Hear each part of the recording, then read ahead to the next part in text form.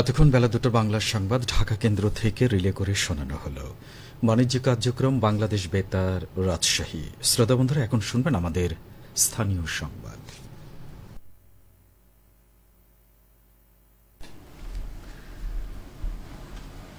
আসসালামু আলাইকুম। বাংলাদেশ বেতার রাজশাহী স্থানীয় সংবাদ পড়ছি আব্দুর রহমান মাসুম। প্রধান উপদেষ্টা ডক্টর মোহাম্মদ ইউনূস সেনা সদর নির্বাচনী পর্ষদ ২০২৪-এর আনুষ্ঠানিক উদ্বোধন করেছেন। তিনি আজ সেনাবাহিনী সদর দপ্তরে এর আনুষ্ঠানিক উদ্বোধন করেন। প্রথম পর্বের এই পদোন্নতি পর্ষদে বাহিনীর কর্নেল ও লেফটেন্যান্ট কর্নেল পদবীর কর্মকর্তারা পদোন্নতির জন্য বিবেচিত হবেন। প্রধান উপদেষ্টা বলেন, দেশের ক্রান্তি লগ্নে সেনাবাহিনী মানুষের পাশে এসে দাঁড়িয়েছে। অন্তর্বর্তীকালীন সরকার গঠনের প্রক্রিয়াকে ত্বরান্বিত করে দেশকে অস্থিতিশীল পরিস্থিতির হাত থেকে রক্ষা করেছে। এর ফলে সেনাবাহিনী আবারও মানুষের কাছে আস্থার প্রতীক হিসেবে স্বীকৃতি লাভ করেছে।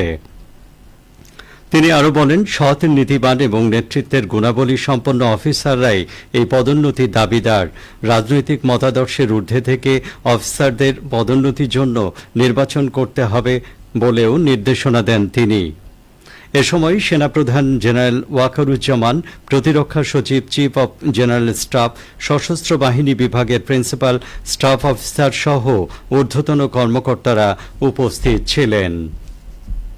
ছাত্র জনতার অঙ্গীকার, নিরাপদ সড়ক হোক সবার শীর্ষক প্রতিবাদে আগামী ২২শে অক্টোবর পালিত হতে যাচ্ছে জাতীয় নিরাপদ সড়ক দিবস ২০২৪। এই দিবসকে কেন্দ্র করে প্রতি বছরের মতো এবারও নিরাপদ সড়ক চাই রাজশাহী জেলা মাসব্যাপী বিভিন্ন কর্মসূচি পালনের উদ্যোগ নিয়েছে।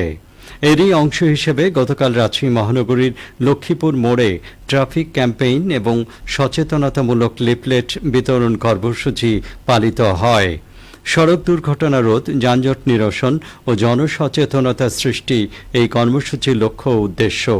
এতে উপস্থিত ছিলেন নিরাপদ সড়ক চাই রাজশাহী জেলার সভাপতি অ্যাডভোকেট তৌফিক আহসান টিটু, সহ সভাপতি প্রকৌশলী জুনায়েদ আহমেদ, সহ সাধারণ সম্পাদক মোহাম্মদ আরিফুল ইসলাম, সদস্য ডক্টর মনিরুল হক, সবুজ আলী ও সাব্বির আহমেদ সহ স্বেচ্ছাসেবী সদস্যবৃন্দ।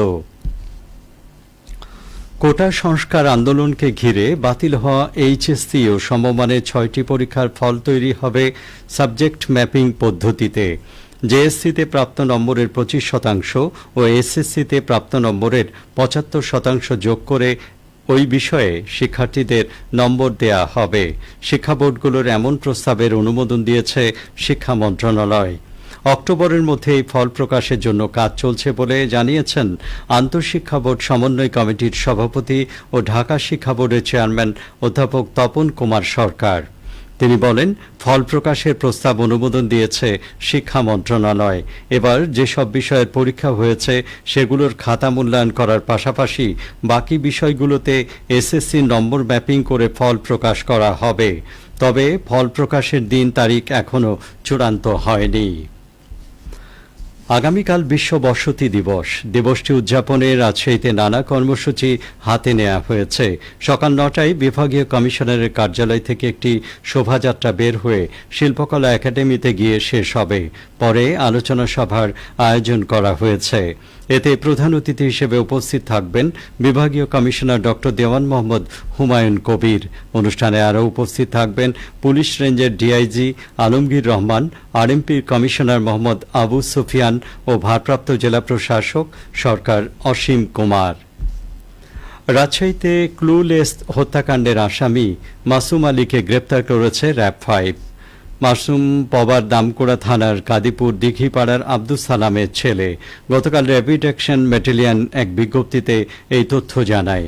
র্যাব জানায়, গোপন সংবাদের ভিত্তিতে পবার দামকুড়ার কাদিরপুর দিঘিপাড়ায় অভিযান চালিয়ে ক্লুলেস হত্যা মামলার আসামি মাসুম আলীকে গ্রেপ্তার করা হয়। প্রাথমিক জিজ্ঞাসাবাদে আসামি সাজামুল হত্যার ঘটনার সত্যতা স্বীকার করেছেন।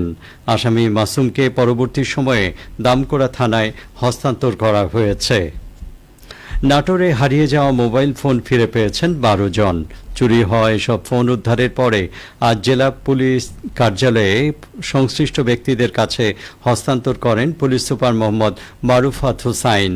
জেলা পুলিশ জানায়, বিভিন্ন সময়ে চুরি হওয়ার পরে জেলার সংশ্লিষ্ট থানাগুলোতে অভিযোগ করেন মোবাইল ফোনের মালিকবৃন্দ। এসব অভিযোগ আমলে নিয়ে কাজ শুরু করে জেলা পুলিশের আইসিটি বিভাগ। অভিযান চালিয়ে 12টি ফোন উদ্ধার করা হয়। পুলিশ সুপার আরও জানান, জননিরাপত্তার পাশাপাশি জনমনে স্বস্তি প্রদানে জেলা পুলিশ নিরলসভাবে কাজ করে যাবে। সবশেষে আবহাওয়া। আজ দুপুর 2টায় রাজশাহীতে তাপমাত্রা ছিল 27 ডিগ্রি সেলসিয়াস। সেই সময় বাতাসে আপেক্ষিক আর্দ্রতার পরিমাণ ছিল 95%। রাজশাহী ও পার্শ্ববর্তী এলাকায় আজ সূর্যাস্ত সন্ধ্যে 5:47। সংবাদ শেষ হলো। আমাদের পরবর্তী স্থানীয় সংবাদ বিকেল 4:05।